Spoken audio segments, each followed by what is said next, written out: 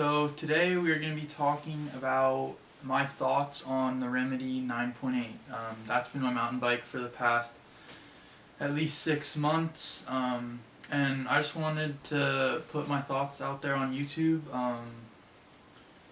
Sorry this video is coming out a couple days late. I was busy with the Thanksgiving week and all that, so this will be in replacement of last week's video, and then there'll be another video coming out on Friday as well for you guys. But yeah, let's get into it. I was running size large. I'm 5'10", and it felt pretty good. Seat post height felt a little bit high for my liking, but I normally prefer smaller bikes, so that might be a little bit biased. The angle of the fork, the head tube felt really good. It was definitely steeper than what the bike I had previous, which was the Slash. And as a person that likes to ride off the end of the back of the bike a little bit more, it definitely felt really good. I enjoyed it. The back end was snappy, but it also felt plenty stable to just plow through the rocks. But yeah, the frame does have a flip chip, which I haven't run it. I think you can run 26 in the back, I think is the point. I don't know if you can put 29 on the bike, but yeah. Overall thoughts on the frame, it's good. Stiff, carbon, felt good. For suspension, we had a factory Fox 38 on the front. I believe there's 160 millimeters of travel. I believe the bike comes stock with the Fox 36, so I kind of got a little plus on that. And then in the rear, I had the Fox Float X2, 50 millimeters of travel. I'll correct that if I'm not right on that. Which I believe is stock, the rear shock. I found the suspension running it a little more, like a little softer than what was recommended, felt much better for me. I mean, obviously there's more of a risk of bottoming out, but I just felt like when it was really a little bit like stiffer, like what the recommended settings were, that it was just kind of bouncing a lot, and I felt like my front end would kind of like wanted to like kind of wash away.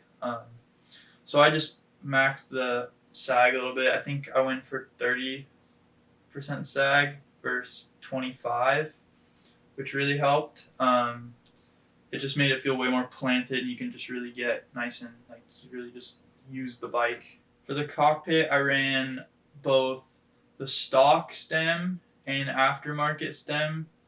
And there's definitely a couple criticisms I have about this area of the bike with the whole Trex knock block system. It's pretty good, but like if you want to put an aftermarket stem on it, I don't know if I would recommend it.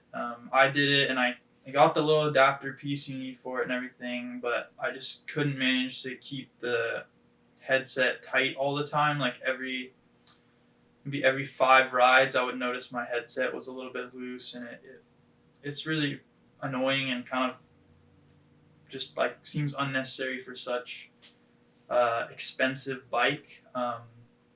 So if I were to run that part of the stem again, I would definitely run a stock stem with the knock block Bontrager technology or whatever they got going in there. And I only ran carbon bars, and it felt great. I don't have any complaints. So now let's move to brakes and drivetrain. The bike came with Code R brakes, SRAM Code R brakes, and came with the SRAM GX Eagle drivetrain. I believe it's 12 speed. So for the Code R brakes, I found that they were super good on my local trails and just anywhere I was riding. But then I went to Snow Summit Bike Park, and like first 2 laps down, my brakes were just absolutely fading. They were gone. I don't know what happened. Like they were bled. They were fine, but all of a sudden I just had no back brake. It was insane. I don't know. So after that, I ended up switching my brakes to Code RSCs, SRAM Code RSCs, and I found that was way better. I didn't have any braking problems after that at the bike park. Everything was good. No fading. no overheating or anything, so that was nice. In terms of the SRAM Eagle drivetrain, no complaints. Honestly, perfect. Never had any shifting issues. Maintenance was good. Didn't have to do it a lot, especially for the amount I was riding the bike, and just like jarring it and casing stuff and doing all that derailleur bending stuff. I had no complaints. It was perfect. All right, for seat and seat post, I was just running the stock Bontrager stuff. The droppers, 100 mil travel.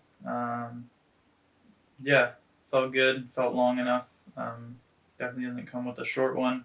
I don't think I even ran it fully maxed out. Wheels and tires and all that stuff. It comes with Bontrager 27.5 carbon wheels, front and rear. It's one of the reasons I bought the bike. I wanted to go full 27 again after having 29. I just prefer the snappiness, and I'm not a big downhill racer, so don't matter to me. Yeah, so they were super light. The bike overall felt super light, especially because of the wheels. So it was really nice. The wheels were nice and stiff. Maintenance wise, the wheels held up good. Never really had to true them. I ran them tubeless with a Bontrager tire in the rear, and I think it was a Maxxis. I ran a Maxxis in the front. Assegai, I think it was the model. Never had any problems with that. I was running about 23 to 25 psi in the front, and anywhere from 27 to 30, 31-ish in the back.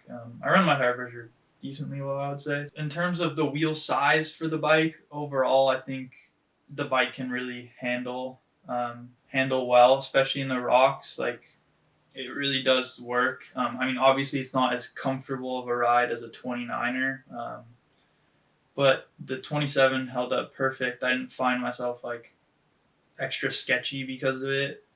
If anything, it was just gnarly what I was riding. So yeah, that's it for the bike check portion of it. Also, just wanted to, if you plan on buying this bike to make it a slope duro and do bar spins, the fork will hit the frame, so you can't do bar spins. That's why the knockbox system's also fully on there and needs to be on there.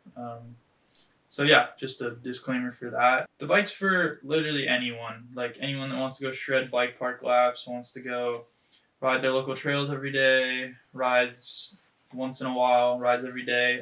It does it all, honestly. It's pretty sweet.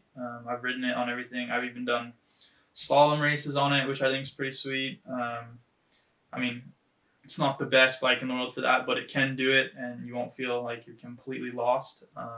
Yeah, overall, bike's great. Yeah, just the headset, the Kodar brakes are the cons on the bike. Alright guys, so that's the end of the video. If you made it this far, thanks for watching, and make sure you guys like and subscribe. Make sure you guys also like and subscribe to Chihu TV, as well as this channel. And yeah, I'll be coming out with another video on Friday, so stay tuned. It's gonna be sick, and have a good one. Peace.